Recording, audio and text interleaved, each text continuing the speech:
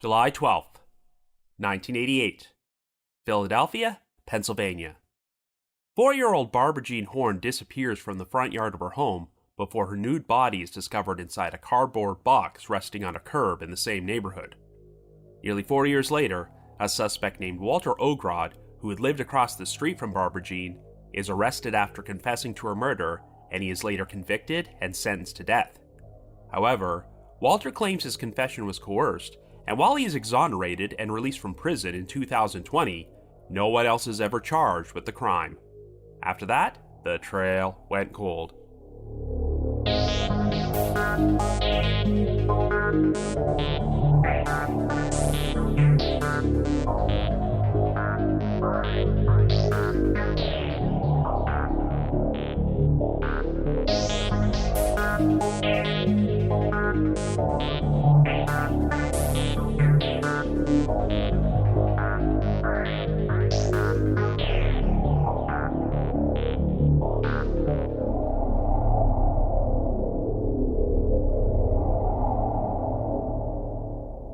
Hello everyone, and welcome to our latest episode of The Trail Went Cold.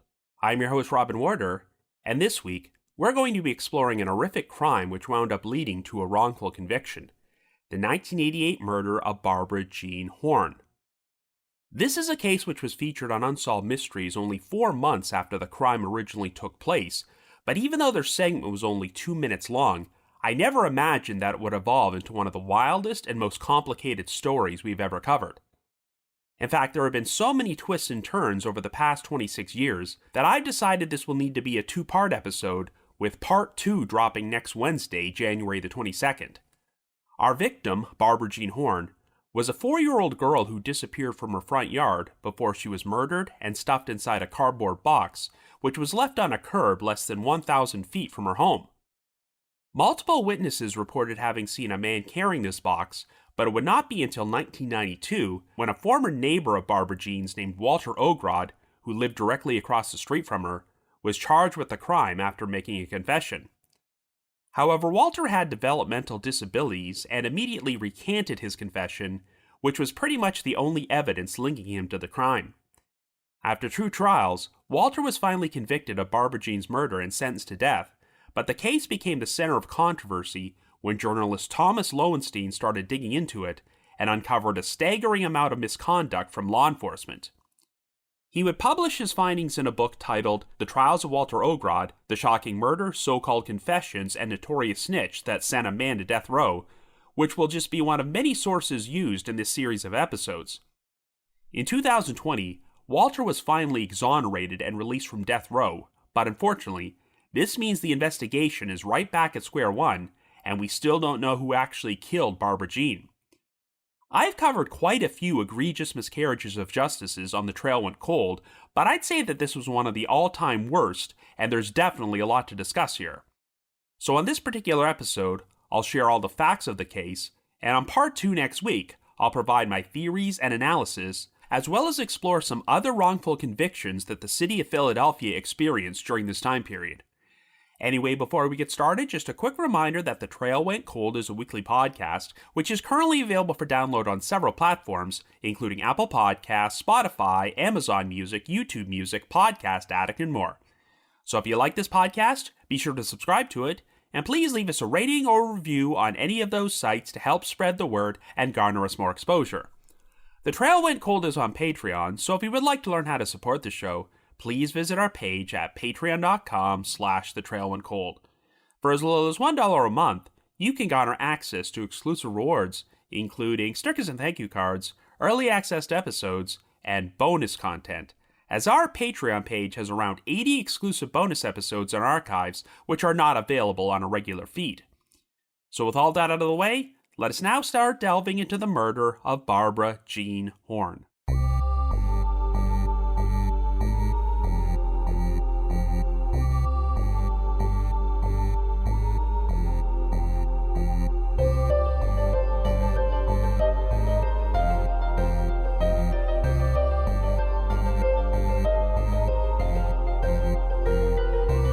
Our story begins in Philadelphia, Pennsylvania in 1988, and our victim is 4-year-old Barbara Jean Horn, who lives with her mother and stepfather, Sharon and John Fahey. Barbara Jean's biological father is another man who broke up with Sharon a few weeks before she found out she was pregnant. Sharon began a relationship with John before she gave birth to Barbara Jean, and the couple got married a few years later, but even though he was not her birth father, John raised Barbara Jean as if she was his very own daughter. At this particular point, Sharon is employed at a customs brokerage firm, while John is a stay-at-home dad who takes care of Barbara Jean while her mother is at work.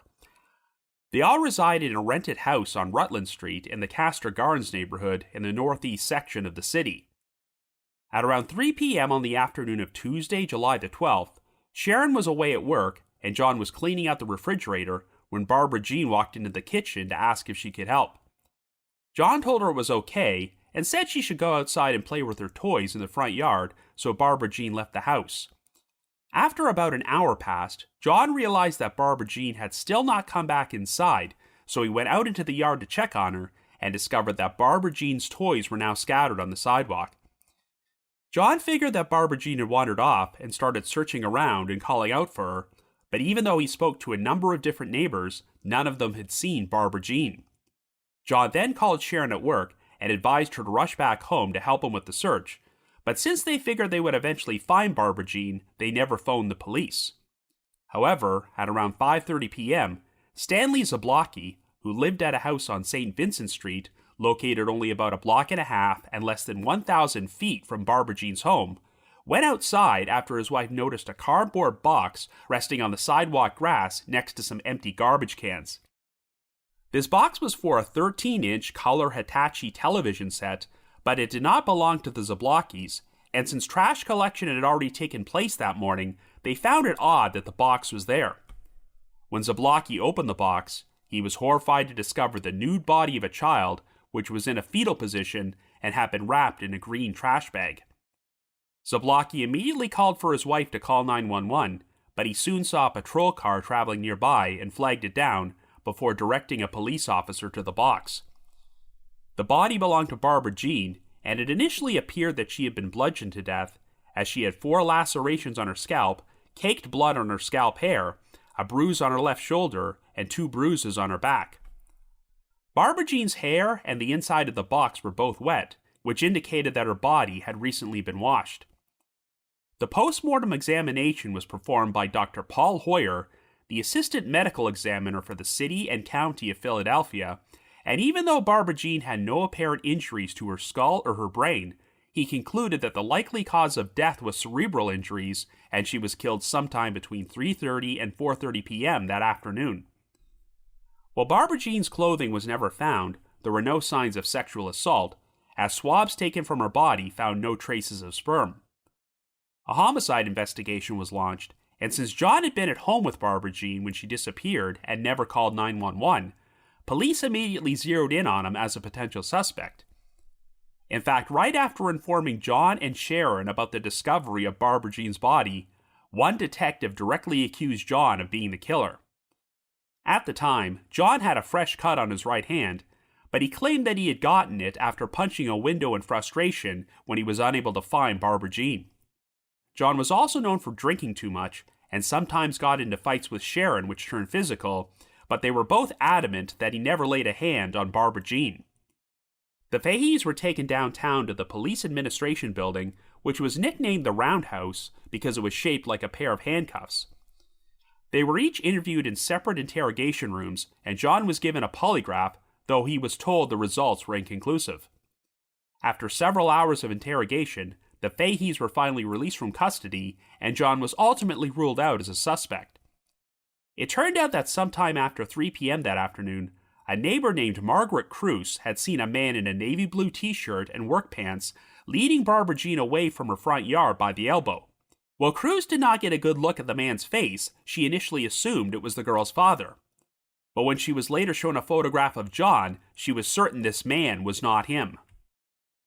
Indeed, it turned out that shortly after 5 p.m., 5 different eyewitnesses had seen a man carrying and dragging a cardboard TV box through the neighborhood, and since a green trash bag could be seen sticking out of it, it was obviously the same box containing Barbara Jean's body. The man was described as being a white male who appeared to be around 25 to 30 years old, 5'6" or 5'8", weighed between 160 and 180 pounds, and had sandy brown or blonde hair. He did not match the description of John, who had 7 tattoos on his arms, whereas this man did not appear to have any. The witnesses said that the man appeared to become tired and would sometimes have to set the box down to take a rest. At one point, the man attempted to place the box into some bushes between 2 houses before a witness called out to him and said he couldn't do that, which prompted the man to pick the box back up and carry it further down the street. One witness named David Scheckman directly spoke with the man, and when he asked what he had in the box, the man replied in a Philadelphia accent, quote, "some old junk." While Scheckman told him that trash pickup had already taken place that morning, the man said that he thought it took place on Wednesday on that particular street. Scheckman said he interacted with the guy for about 11 minutes and noticed the abandoned box resting at the spot it was found only about 3 minutes after their conversation ended and the man was already gone. Another witness was Peter Vargas, who was in an alley behind a house installing an air conditioning unit, and said that the man carrying the TV box passed by him and stopped to put the box down. Vargas's description of the man was slightly different than the other witnesses, as he described him as having a light mustache and wearing blue jeans, a plaid flannel shirt with the sleeves rolled over a white t-shirt, and white sneakers. Vargas also said that the man had a pack of Marlboro cigarettes in his left breast pocket and a cigarette dangling from his mouth, and after putting the box down, he asked Vargas to light it for him. After Vargas did so, the man picked the box back up and continued on his way. This guy was considered to be the prime suspect, but since he could not be tracked down or identified, a composite sketch was created and circulated for him. Like I mentioned in the intro, the case would receive national exposure when it was featured in a very brief segment on an episode of Unsolved Mysteries, which aired in November of that year, and featured the aforementioned composite sketch.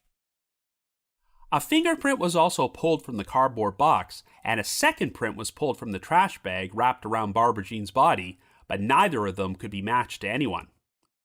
However, since the box had a make, model, and serial number on it, investigators were able to trace it to a couple named Ruth and Joseph Ward, who resided on Rutland Street, only about a half block south from Barbara Jean's house. The Wards had purchased the TV for their oldest son 4 years earlier and kept the box stored in the basement. By this particular point, their older son had moved away, and they were now living with their younger son, Wesley Ward, a student at Temple University.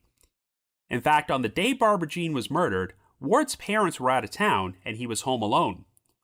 When questioned by police, Ward said that on the afternoon of the crime, he had decided to remove the TV box from the basement and leave it outside by the curb for trash collection, even though pickup had already occurred earlier that morning. He denied any involvement in Barbara Jean's murder and claimed he was attending class during the time period she was killed, though this could not be verified since his professor did not keep attendance records. A search warrant was obtained for the Ward residence, but no evidence could be found there to link Ward to the crime, and he also did not match the description of the man seen carrying the TV box. Another potential suspect was 23-year-old Ross Felice, who did resemble the composite sketch and lived just a few blocks away from where the box was dropped off. When police were questioning local residents on the night of the murder, Felice garnered suspicion by reportedly walking through the neighborhood and asking people what the police knew. 2 of the witnesses who saw the man with the box identified him as Felice, but curiously, David Scheckman, the witness who spoke to the man, initially identified him as Ross Felice's brother, Michael Felice. The 2 brothers shared an apartment with their mother at the time, and it would be searched by police. While a few pieces of evidence were taken, including a rug which appeared to have blood samples on it, nothing was found that could be linked to Barbara Jean's murder. In spite of this, the police would perform surveillance on Ross Felice for the next 6 months, and in January of 1989, they asked David Scheckman to have a look at Felice while he was working out on a basketball court at a gym.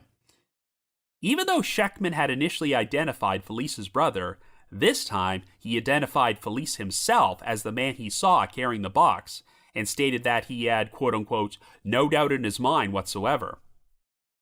In spite of this, the fingerprints found on the box and the trash bag did not match Felice or Wesley Ward, and even though cases against both men were presented in front of a grand jury, they declined to indict either of them with the murder.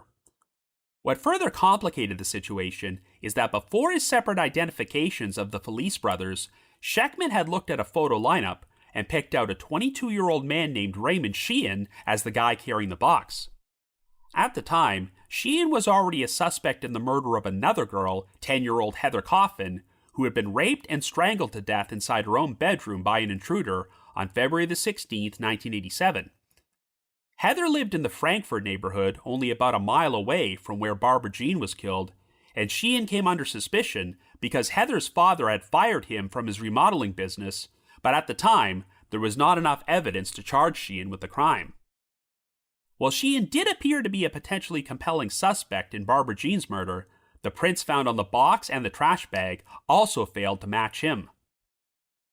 The investigation would remain at a standstill for the next 3.5 years until the case was reopened by the Philadelphia Police Department's Special Investigations Unit in February of 1992 and transferred to a pair of veteran homicide detectives, Marty Devlin and Paul Worrell. Devlin was known for having a very high clearance rate and a gift for obtaining confessions from suspects, which earned him the nickname Detective Perfect. Devlin and Worrell started off by re-interviewing Sharon and John Fahey, as the couple were separated at this point due to John's issues with alcoholism. The Faheys were brought back to the roundhouse for questioning and detained for hours, and the two detectives even went so far as to accuse Sharon of withholding evidence which implicated John in order to protect him. It seemed apparent that the detectives were trying to elicit a confession, but the Faheys continued to deny having any involvement or knowledge of Barbara Jean's murder. Devlin and Worrell decided to start re-interviewing witnesses from Castor Gardens. By April, they had turned their attention towards a 27-year-old person of interest named Walter Ogrod, who had lived on Rutland Street, directly across from Barbara Jean's residence in 1988, in a rented house that belonged to his aunt. In order to get help with his expenses, Walter had rented out space in the house to a couple named Linda and Chuck Green, the latter of whom was nicknamed Sarge since he was a veteran who had been wounded in Vietnam. The couple had 2 children, including a 6-year-old son nicknamed Charlie Bird, who became one of Barbara Jean's best friends. During the original investigation, Linda Green had told detectives that about an hour before she went missing, Barbara Jean had showed up at their front door to ask for Charlie Bird, but since the boy was not home at the time, Barbara Jean left. Following Barbara Jean's murder, Walter Ogrod was interviewed by detectives and told that on the afternoon of the crime, he left his residence to run some errands before he returned at 3:30 and spent the next few hours there with Linda and her husband Sarge. Sometime later, John Fahey knocked on his door and asked if he had seen Barbara Jean, but Walter said no. Since Walter did not seem to have any further information to offer, he was not initially considered to be a suspect. However, since Sarge was known for having a violent temper and often invited bikers to Walter's residence for wild parties involving alcohol and drugs, John said he always had his suspicions that Barbara Jean's murder might somehow be connected to the house. Due to their wild lifestyle, there were numerous occasions when Walter told the Greens he wanted them to move out, and 1 month after Barbara Jean was killed, there was an incident where Sarge beat up Walter so badly that he had to be hospitalized. Sarge was arrested and charged with simple assault and spent a couple of weeks in jail, and he also received a restraining order forbidding him to return to Walter's residence. In spite of his troubling behavior, Sarge was never considered to be a suspect in Barbara Jean's murder, since he did not match the description of the man seen carrying the TV box. By the fall of 1989, Walter's aunt had him and the rest of the Green family evicted from the house, so Walter moved into his own apartment in Glenside. The abandoned residence on Rutland Street wound up being used by homeless people and drug addicts, and eventually became so dilapidated that it was cleaned out and boarded up by the city. Detectives Devlin and Worrell decided to pay a visit to Walter's new apartment in Glenside in order to re-interview him, but since he was not home, Worrell left his business card with Walter's landlord, Howard Serrata, and said he wanted Walter to be, quote-unquote, interviewed as an informational witness. On April the 5th, Walter finally made an appointment to come down to the roundhouse, where he would be interviewed by the 2 detectives about Barbara Jean's murder. According to Devlin, Walter initially stuck to the same story he told police back in 1988, but after Devlin accused him of lying, Walter broke down sobbing and finally confessed to having killed Barbara Jean. Walter claimed that on the afternoon of the crime, Barbara Jean had come over to his house to play with Charlie Bird, who was not home. Walter then decided to invite Barbara Jean inside and lured her down into the basement in order to, quote-unquote, play doctor. After taking off Barbara Jean's clothing, Walter tried to force her to perform oral sex on him, but she screamed and attempted to fight him off. This made Walter so angry that he grabbed a metal pull-down bar from a nearby weight machine and used it to strike Barbara Jean on the head at least 4 times in order to bludgeon her to death. Afterward, Walter said that he hid Barbara Jean's clothing inside either a crawl space or an air vent before washing her body inside the basement sink. He placed Barbara Jean inside a trash bag and used a rear basement door to carry her body into the garage. Walter then left the house and came across an abandoned cardboard TV box on the street nearby, so he brought it back into the garage, placed Barbara Jean's body inside it, and carried it to St. Vincent Street before abandoning it next to some trash cans. Over the course of 2 hours and 45 minutes, Walter shared this entire story, which was transcribed into a 16-page statement by Detective Devlin. Walter then proceeded to sign each page of the statement, and during the early morning hours of April the 6th, he was arrested on the charges of first-degree murder and involuntary deviant sexual intercourse and booked into Philadelphia's Federal Detention Center. However, it wasn't long before Walter completely recanted his confession and claimed that it had been coerced by detectives.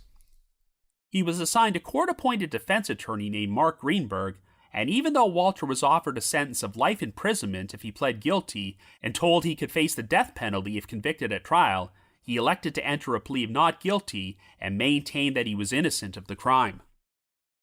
Walter was known for having developmental disabilities and difficulties with social interaction, and while he was never officially diagnosed, it's been speculated that he suffered from autism spectrum disorder. When he was 17 years old, Walter had joined the Army Reserve, but after only a few weeks of basic training, he was deemed to be unfit for enlistment. He received a medical discharge after being diagnosed with what was categorized as, quote-unquote, a mixed personality disorder characterized by extreme dependency, which meant he could be easily manipulated and bullied. In spite of his difficulties, Walter's friends described him as a, quote-unquote, gentle giant whom they did not believe was capable of hurting anyone, and prior to his arrest for Barbara Jean's murder, he did not have a criminal record or any known history of violence. Walter worked as an overnight delivery driver for a bakery, and prior to his interview with detectives Devlin and Worrell, he had worked an 18-hour shift making deliveries over a 300-mile route and had been awake for 30 straight hours. When he spoke to the detectives on the phone, Walter asked if he could get some sleep before he came down to the roundhouse to be interviewed, but they insisted on speaking with him immediately.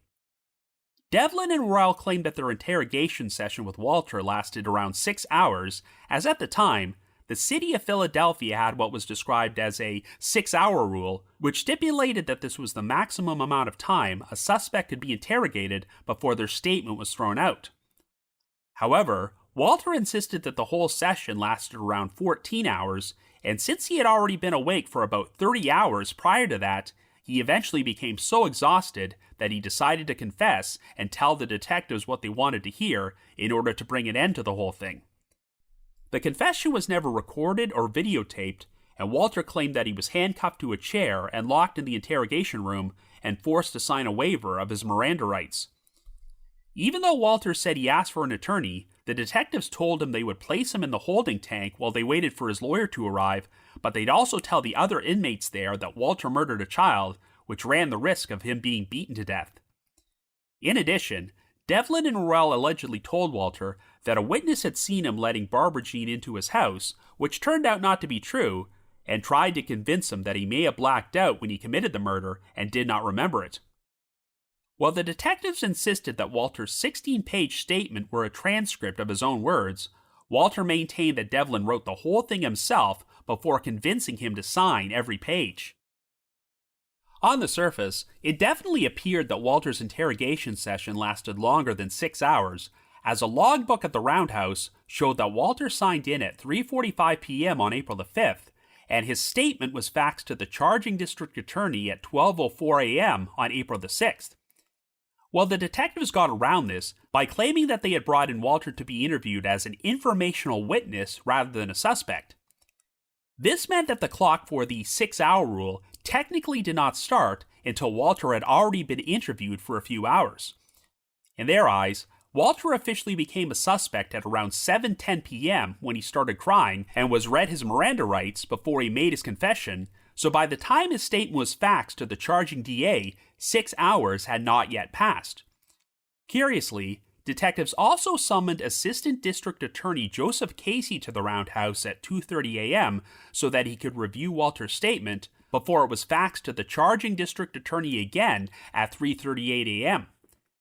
This made Walter's defense attorney suspect that the original statement, which was faxed to the charging DEA at 12:04, had not yet been finalized, but was only done for the purpose of making it appear that the detectives never violated the 6-hour rule.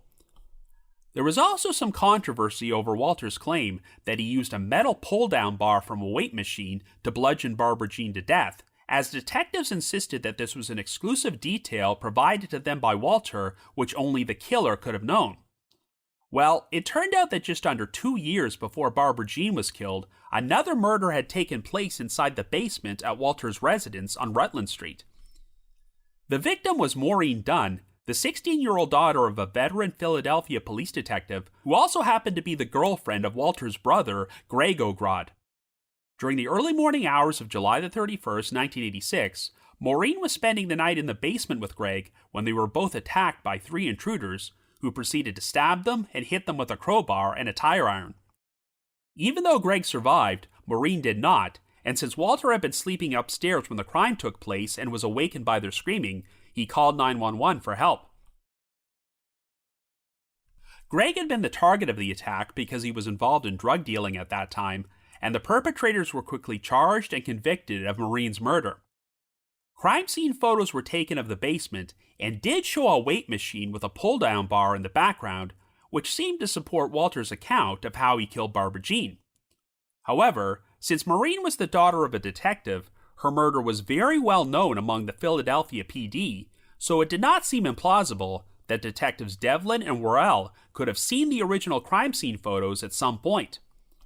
As you might recall, before they questioned Walter, they had spoken with his landlord, Howard Serrata, but Serrata claimed that they asked him if Walter owned a weight set. While the 2 detectives would deny ever having said this, Walter's supporters found it odd that they would bring up this detail days before Walter even made his confession. In their eyes, Devlin and Worrell may have noticed the weight machine in Maureen Dunn's crime scene photos and were already brainstorming a story they could feed to Walter in order to pin Barbara Jean's murder on him. The 2 detectives also made the rather inexplicable decision not to search Walter's apartment in Glenside for potential evidence against him, and the alleged murder weapon, the metal pull-down bar from the weight set, was never found. There was also no physical evidence linking Walter to the crime, as the fingerprints on the TV box and the trash bag did not match him. Police did perform a search of Walter's former residence on Rutland Street, which had been condemned for years, but they failed to find anything. While Walter had confessed to having hidden Barbara Jean's clothing in a crawlspace or an air vent, they were not found there either. At a pre-trial suppression hearing, Walter's defense attorney, Mark Greenberg, got Walter's former psychiatrist to question the validity of a 16-page statement by testifying that it did not match Walter's speaking style. In spite of this, Judge Juanita Kidd Stout still allowed the statement to be admitted as evidence at Walter's trial, which began in October of 1993. The prosecutor for the Commonwealth of Pennsylvania would be Assistant District Attorney Joseph Casey, and the crux of their entire case was Walter's confession. Even though 5 eyewitnesses had seen Barbara Jean's presumed killer carrying the box containing her body, none of them identified Walter, and he did not resemble the composite sketch. The suspect had been described as being around 25 to 30 years old, 5'6" or 5'8", and weighing between 160 and 180 pounds, and having sandy brown or blonde hair. Back in 1988, Walter was 23 years old, but was 6'1" and weighed around 220 pounds and had jet black hair. Walter also spoke with a speech impediment, but David Scheckman, the witness who conversed with the man, had said there was nothing unusual about his voice. While Scheckman was not personally acquainted with Walter, he did know who he was from having seen him around the neighborhood, but at no point did he ever identify Walter as the man with the box. As a result, the Commonwealth elected to downplay the significance of the composite sketch and the eyewitnesses and alleged that their descriptions of the man were mistaken because they did not get a good enough look at him. You might recall that one of the witnesses, Peter Vargas, had claimed that he lit a cigarette for the man carrying the box, but everyone who knew Walter said he did not smoke, and Vargas was never called upon to testify at the trial. Another witness who did not testify was Margaret Cruz, the neighbor who claimed she had seen Barbara Jean being escorted away from her front yard by an unidentified man, as this seemed to go against Walter's confession that he lured Barbara Jean into his house after she knocked on his front door. Another issue with the Commonwealth's case is that Walter's former housemates, Linda and Sarge Green, had apparently been at his residence while he was murdering Barbara Jean in the basement. When they were re-interviewed by Devlin and Worrell, the couple said that they did not recall seeing or hearing anything unusual that afternoon and felt that Walter's behavior seemed perfectly normal. In addition, 2 large dogs had been living in the house at that time, but the Greens had no recollection of hearing them bark or make any noise, even though Barbara Jean had supposedly entered the residence. The detective suggested that Linda may not have heard anything in the basement because of the noise of the air conditioner in the house.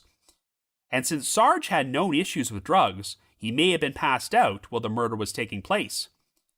By the time of the trial, Sarge had died of sepsis, but his 2 children took the stand to testify, and even though neither of them were home when the crime allegedly took place, they did not recall seeing any blood or evidence of foul play in the house or the basement.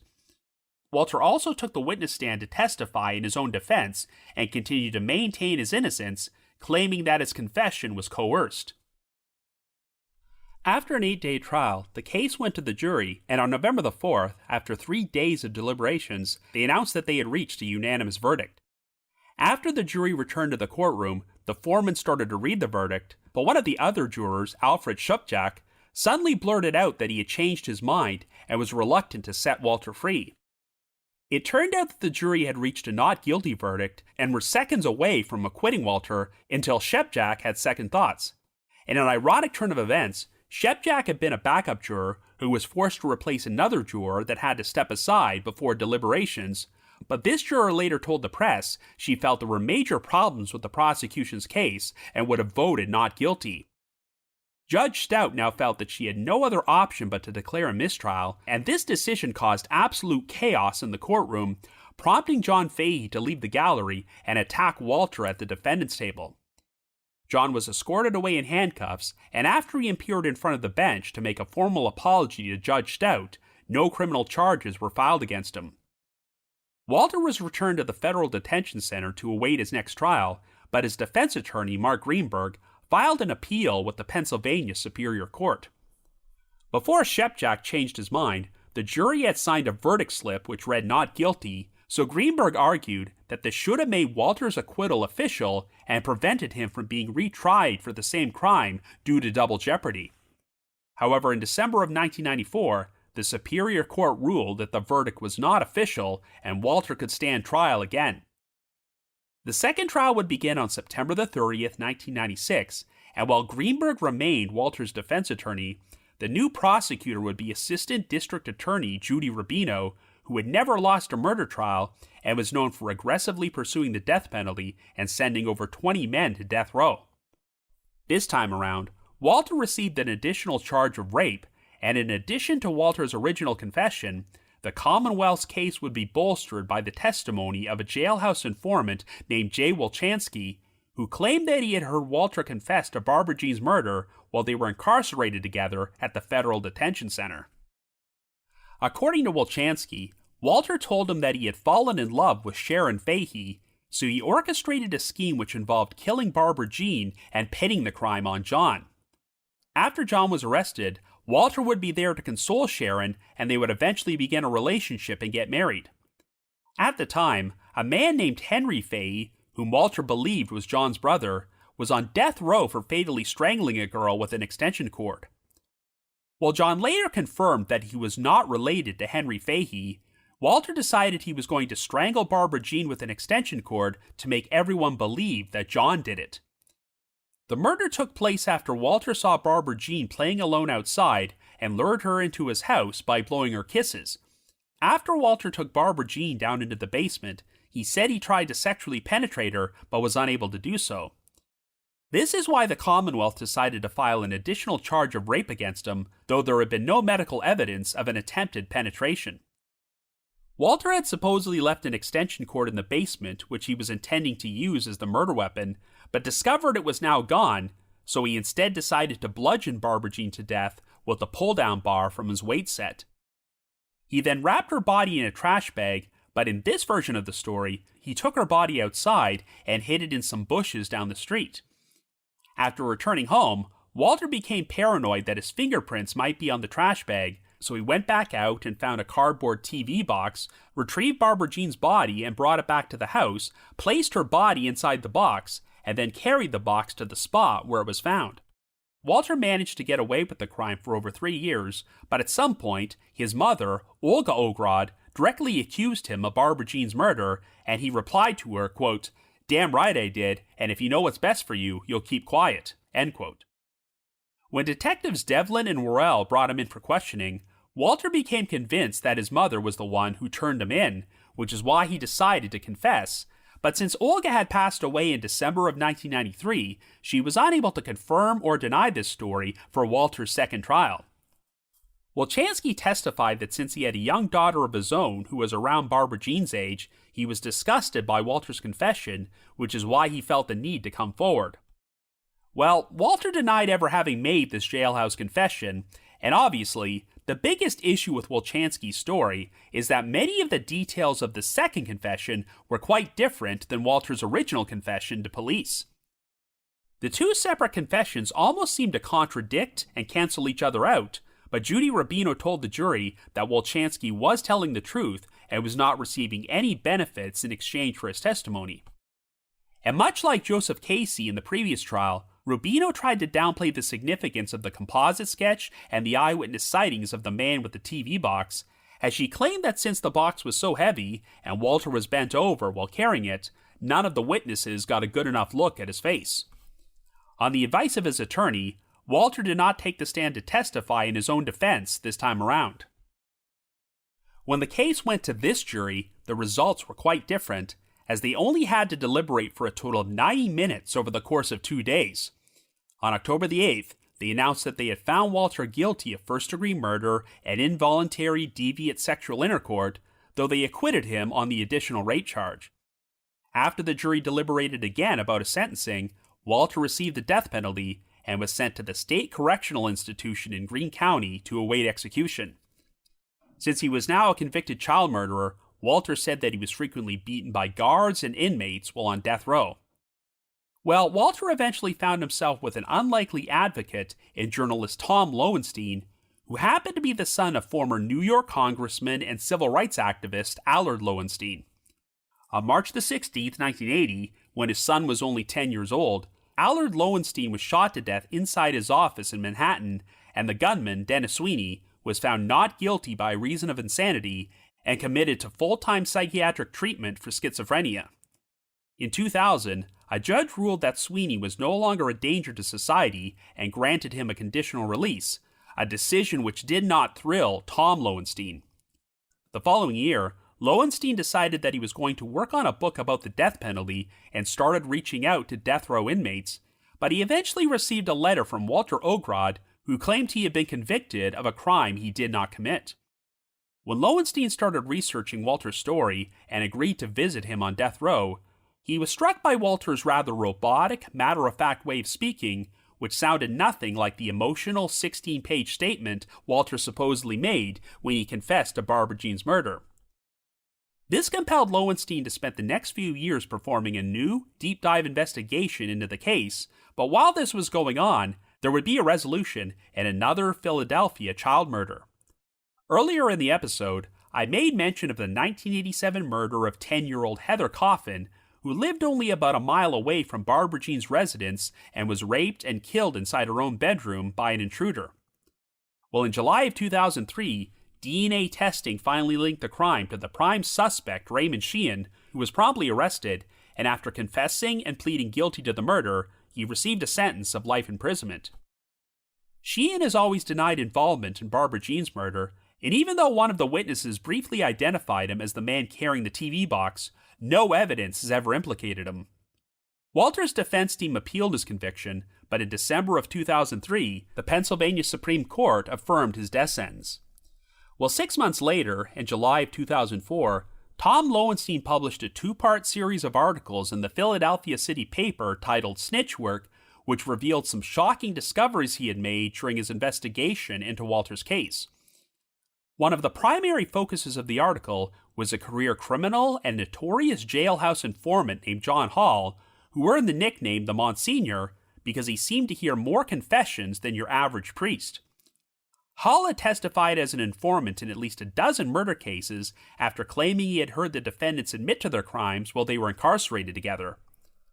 Lowenstein spoke with John's wife, Phyllis Hall, who claimed that her husband had provided false testimony in approximately 30 cases in exchange for the authorities providing him with leniency on his sentences for his own criminal activities. In June of 1994, Hall was inside a stolen vehicle in a mall parking lot when he was approached by a police officer.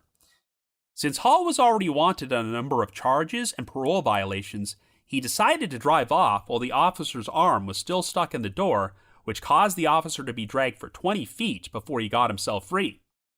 After leading police on a high-speed chase, Hall was eventually caught and hit with the felony charge of aggravated assault on a police officer. He was now potentially facing a 25 to 50-year prison sentence, which is why he had no qualms about offering his services as a jailhouse informant in order to help his legal situation. Well, just 1 week after the Pennsylvania Superior Court ruled that Walter Ogrod's second trial would take place, Hall was transferred to the Federal Detention Center and became acquainted with Walter. According to Phyllis Hall, her husband soon made contact and asked her to go to the library to research Barbara Jean Horn's murder and sent him all the information she could find about the case. Hall was planning to take the stand at Walter's trial and testify that Walter had confessed to Barbara Jean's murder while they were in jail together.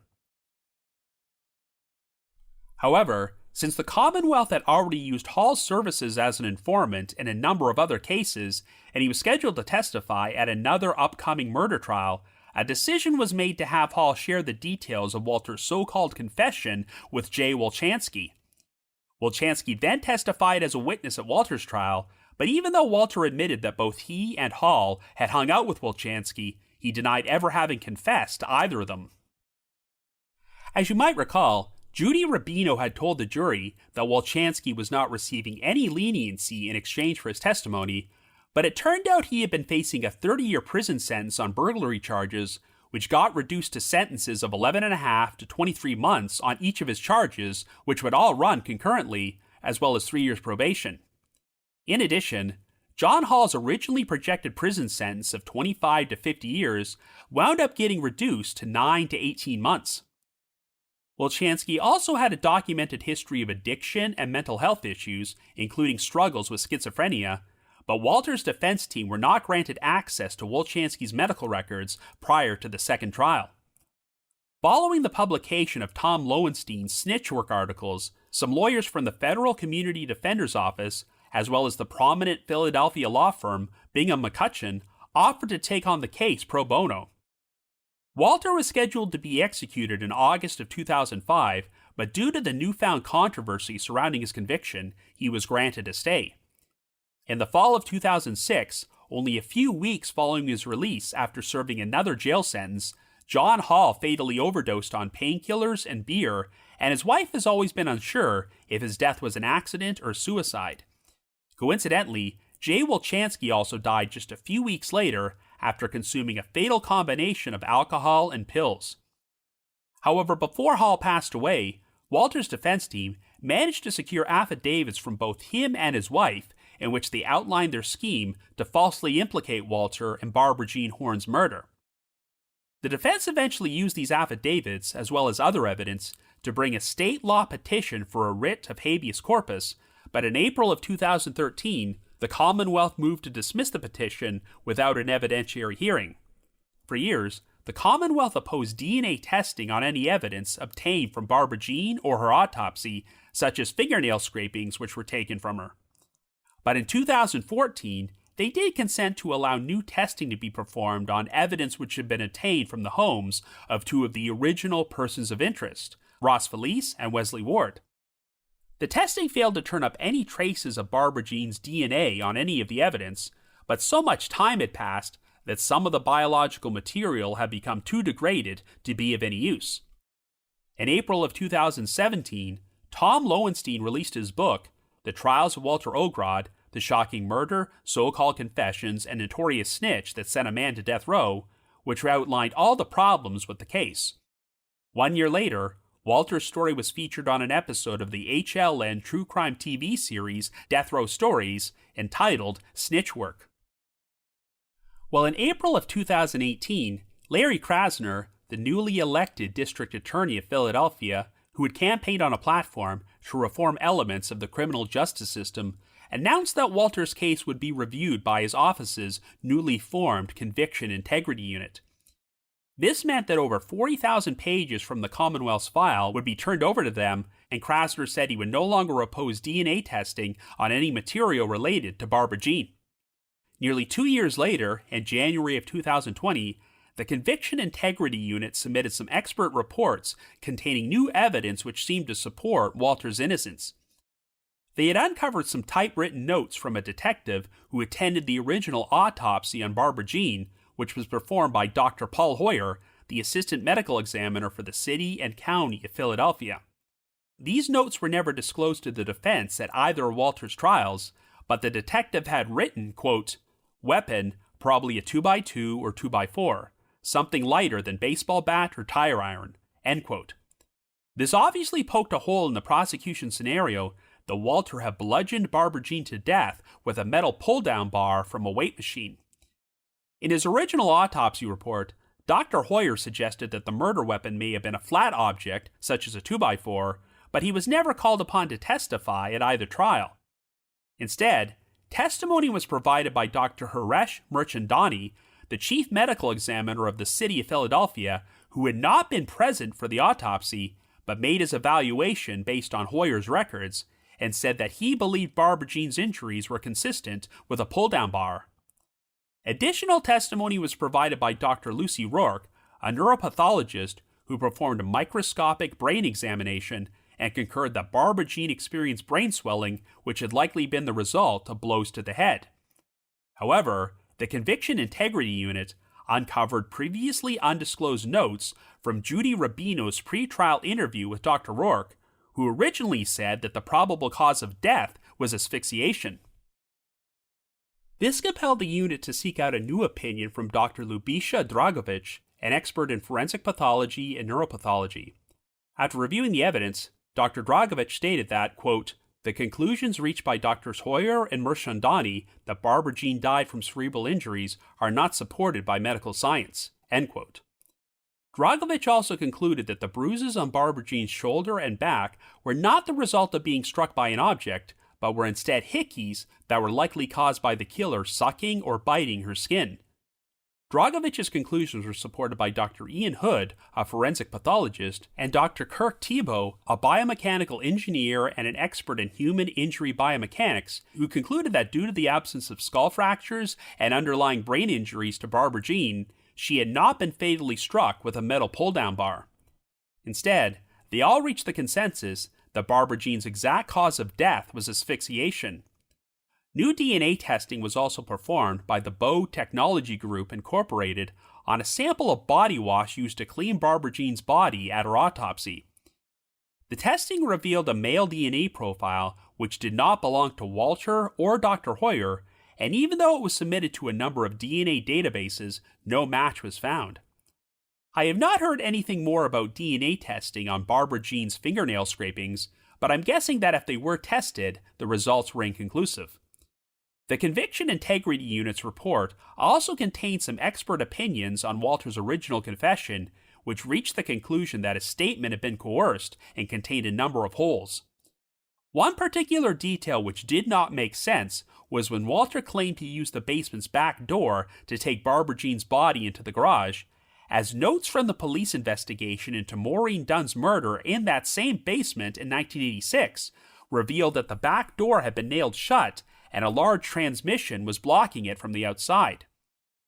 Another previously undisclosed piece of evidence was some correspondence that Walter's mother, Walter Ogrod, had written to the Pennsylvania governor's office in 1992, in which she pleaded for her son's release because he was innocent.